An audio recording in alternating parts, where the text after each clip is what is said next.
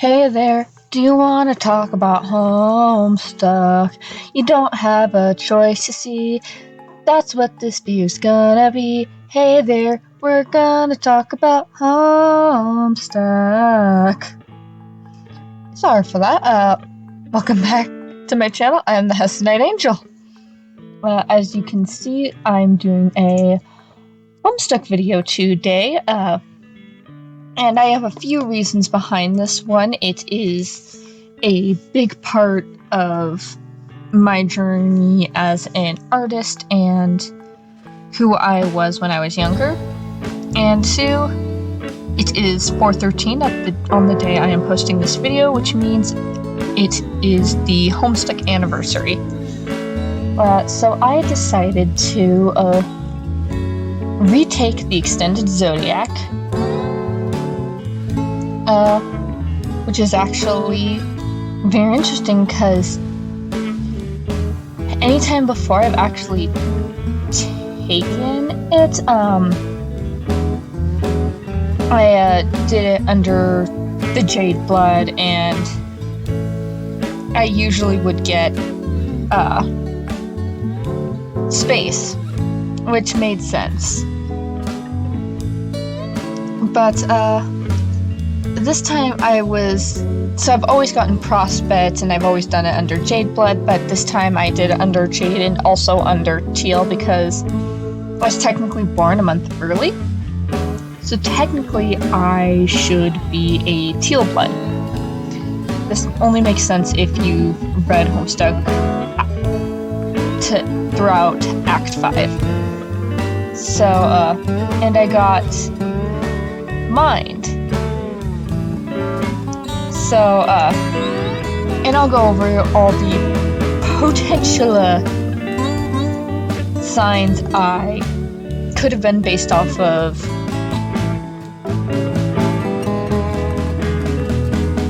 brain fart, what I have been in the past and what I am now. So, I am on the extended Zodiac listing. So I've always been Prospect no matter what. That is the one consistent thing about me, but I have been Space, Light, not Light, Life, because Light is a different thing. Space, Life, and now Mind. Again, is the new one for me. So, Space Light, not Space Light, Space Mind, Life.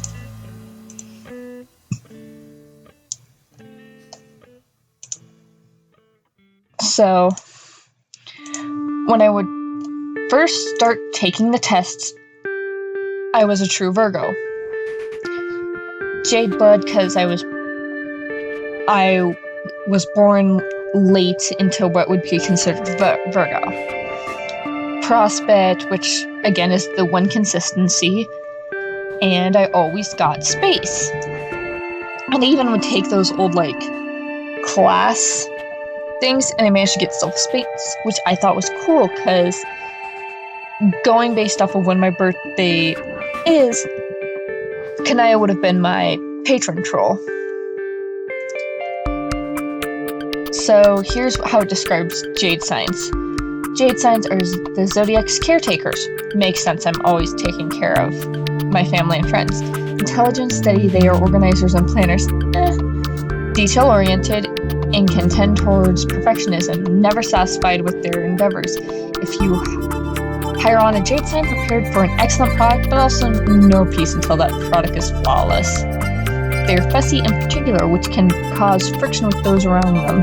Although Jade sign holds no one to as high a standard as they hold themselves.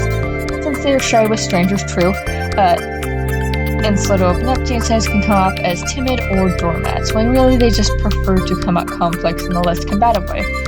Naturally loyal and loving, they make wonderful doctors, parents, workers, whether they're taking care of people, pets, or plants. Relationships, they can be slow to open up and need somebody willing to be patient enough to go out at their own pace. All of this makes jade signs soft and nurturing, and they are. But keep in mind, this also can be fiercely destructive if those they care about are threatened. It takes a lot to make a jade sign snap, but if they do, take cover. Which does describe me. And here's what they say about teal signs. Teal signs are natural charmers. Social, flirtatious, they are great at parties and public speaking events. I am not, neither is my dad, who's also a Libra. Who is a true Libra, according to this quiz, because I answered it, and we have similar answers. Even though they aren't afraid to use their many engaging qualities in both personal and business ventures, they have a strong moral sense. Right and wrong are very obvious to a teal sign. I'm frustrated on how others don't see the world the same way they do. Their idealism can make them strong defenders of justice. They can also result in them being incredibly let down. Their strict adherence to procedure lead to errors in judgment. They can be gullible, true, and too quick to trust, true. They have vibrant imaginations, true, and enjoy fiction and role-playing. And often, those games will resemble lives they want to be living. Deep down, they often long for a hero, someone they can idolize and count on, and the smarts and charisma to keep with them. Unfortunately, they have a tendency to get involved with people who are very obviously wrong for them, out of the desire to not be left alone. No comment. Many teal signs are better off being single, at least until someone extraordinary comes along. And why is the cat attacking the cat? Hey, no.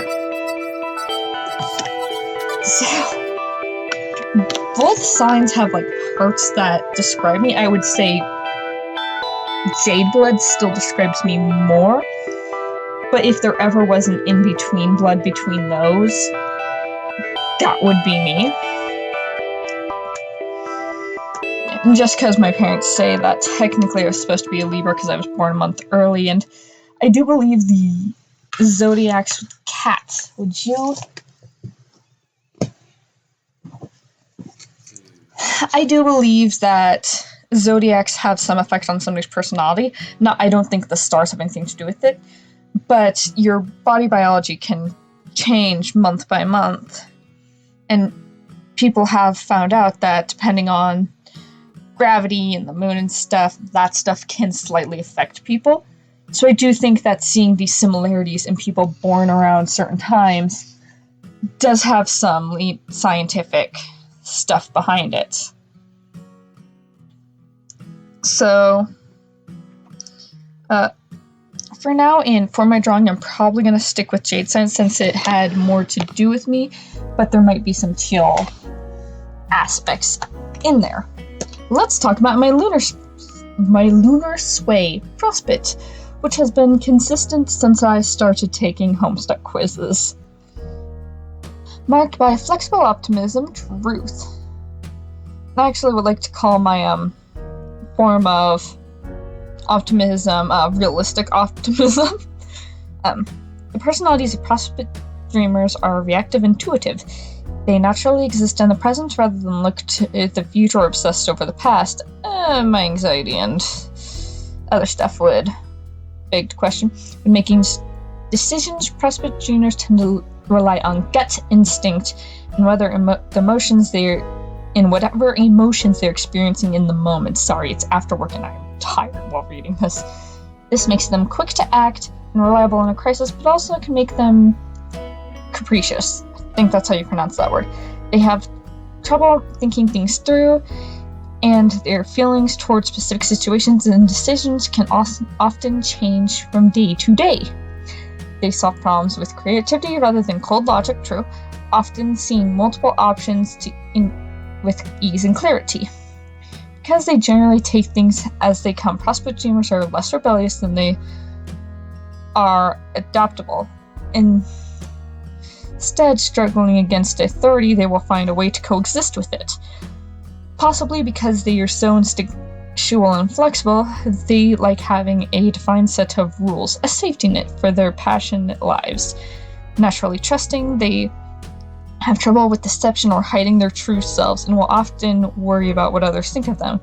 The self they project into the world is often not under their control. I find this to be true because within different friend groups or environments, I act differently. Like, I'm a completely different person with my sister than I am with my parents or with my everyday friends. But let's get on to the aspects. Aspects.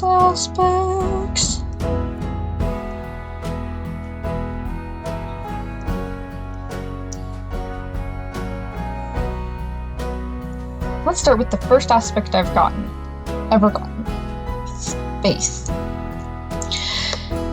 Those bound to the aspect of space are, as the name suggests, concerned with the big picture. They are patient masters of the art of wait and see, and are inclined to take things as they come. That isn't to say they are pushovers or willing to let injustice lie. They just choose their battles wisely, understanding that sometimes you have to let something burn to the ground in order to build it back up better. I would never let anything burn to the ground, even though I like fire, and stronger than before. For this effect, they tend to be innovators, concerned with creation and redemption. Catch them recycling old, make the new, the fresh, the beautiful. For the spacebound, the journey is as, if not more, important than the destination. How they do something is as important as what they do. At their best, they are steady, impartial, and creative. At their worst, they can be detached, apathetic, and vague. Then, the last time I took a quiz, I got life. Those bound to the aspect of life are the universe's healers. They are concerned with the betterment of themselves and those around them, as well as the onward march toward positive progress. Deeply empathetic, they have an intuitive understanding of other suffering and the best way of righting those wrongs. If you're poisoned, just our life-bound player will have something that ails you, or what ails you. This applies to both physical and mental suffering, though it might not be the cure you like. They also have a tendency to put others' needs before their own. Why is this calling me out? I forgot how much this called me out. Which never ends well for anyone, because Lifebound can grow better if they feel their own self-care has been shunted aside. At their best, they're great listeners, caretakers, nurturers. At their worst, Lifebound are passive-aggressive and pushy, as they certainly know best. And finally, what I got this time, mind. Those bound to the aspect of mind are, as you guessed it, the universe's great thinkers, but don't think for a second that means they have all the answers. They are very concerned with remaining rational, and they have such a firm hold on constant conduction of their thinking that it's easy for them to see multitudes of choices laid out before them, which often leaves them frozen and unable to act. That said, when the Mindbound finally launches into action, they can execute a plan with unbelievable grace and precision. Their identity is fluid. That is funny, given a non-binary, as it can change from day to day, from thought to thought, from interaction to interaction, meaning logical is more important to them than building a solid foundation of self. At their best, they are great innovators, architects, and creators. At their worst, they can be maximally inflexible and indecisive.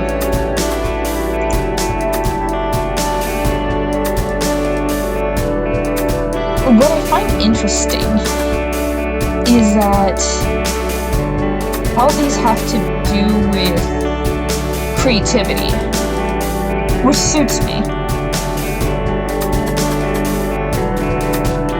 But they also have a sense of putting others before themselves.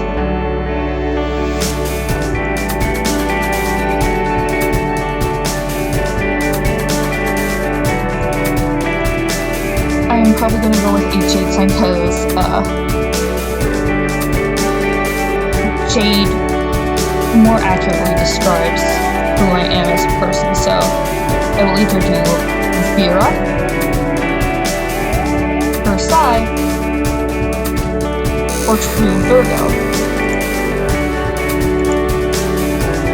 I do find it interesting that in Homestuck language I could be either a True Virgo or a True Libra. I don't know what my sister would have to say about that crazy fan she is.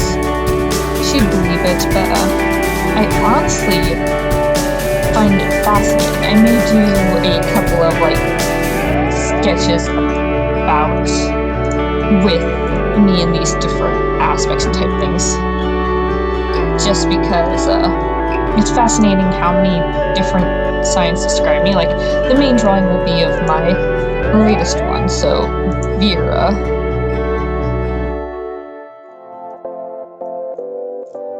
But yeah, it's just fascinating as somebody who is very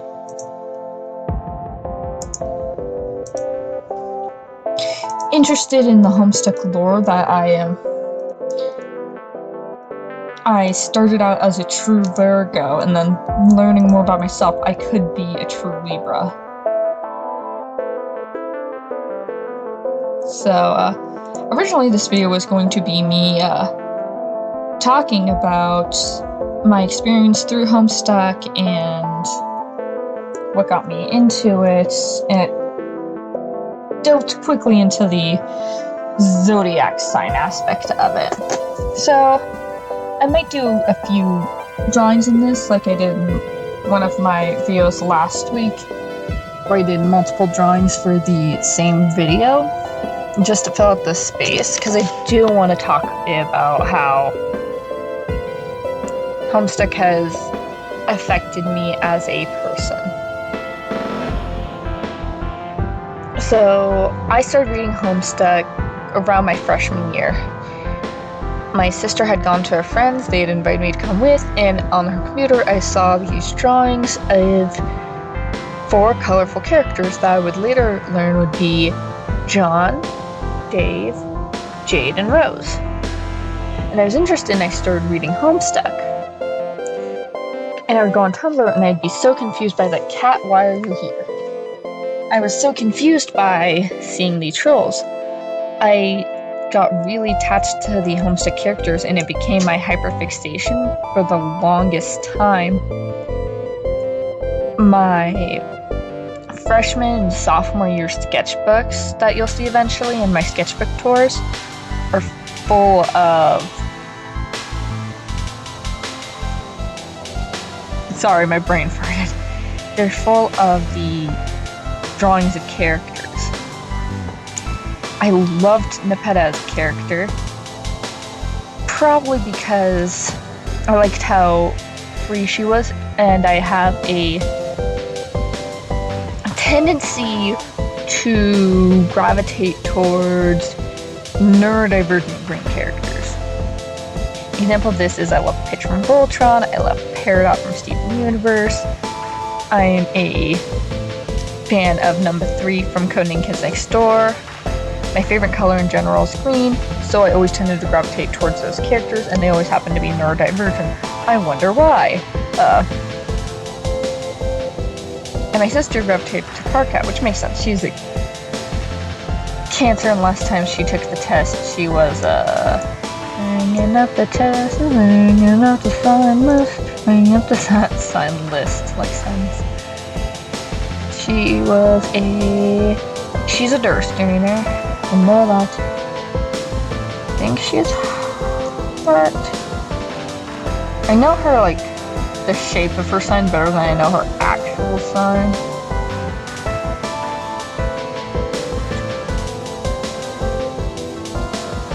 I want to say she was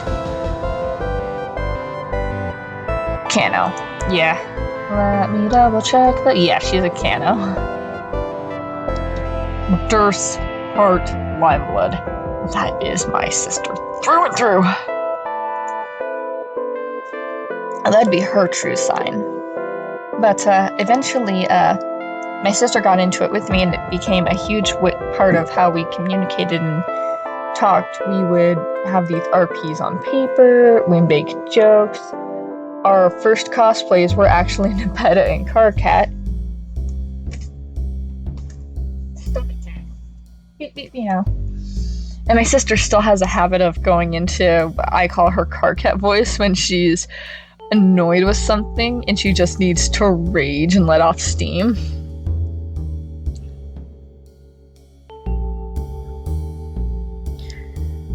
And every so often I am drawn back to Homestuck, because I always go back to old hyperfixations when I'm in a lull. And I remember finding this old art, and my sister was just like, oh, our old OCs, those were so cringy. And I've thought my art was cringy before, but like, when I looked at them, I couldn't feel cringe, and I said just like, I can't see these as cringe because they were part of who we were. And they were just us having fun and connecting over something. And my sister calls me a marshmallow when I say stuff like that, but that's truly how I think of my Homestuck phase. It was truly the beginning of me as an artist, when I started really learning how to develop my skills. It was the start of me as a writer, and me as a contributor to a fandom. It was the first fandom I truly contributed to. And that's why, even now, years later, when it took me multiple years to go back to Codename Kids Next Door, Titans, at least once or twice a year, I'll go back to check on the Homestuck community, because it was that big of me, is that much of a big part of my development as a artist. Homestuck will always have a special place in my heart. The original Homestuck, I don't believe the epilogues or the Homestuck 2 exist. Those feel more like a fan fiction. Hussie was just like, yeah, go for it. And fans were like, cool! It's not written bad, it's just not the same writing that I fell in love with. And I haven't played Hive Swap. That's something I want to get for my sister, because she was excited, and it was also a big part of me and my sister bonding again as teenagers. So, no matter what, to me, Homestuck will always be a precious thing, and I'll always do something, even if it's just a small thing for me and my sister. Like last year, I just did a drawing all day for her about her ships, because it meant that much to us as a collective. So, I'm honestly, for as many ups and downs as the Homestuck fandom had, I'm proud to have been part of that community when it was back in the early 20-aughts. It got me out of a very dark place mentally and helped my art grow.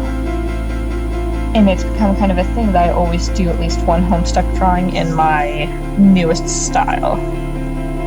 So I guess this is it in my current style, which is very anime inspired, which it always will be.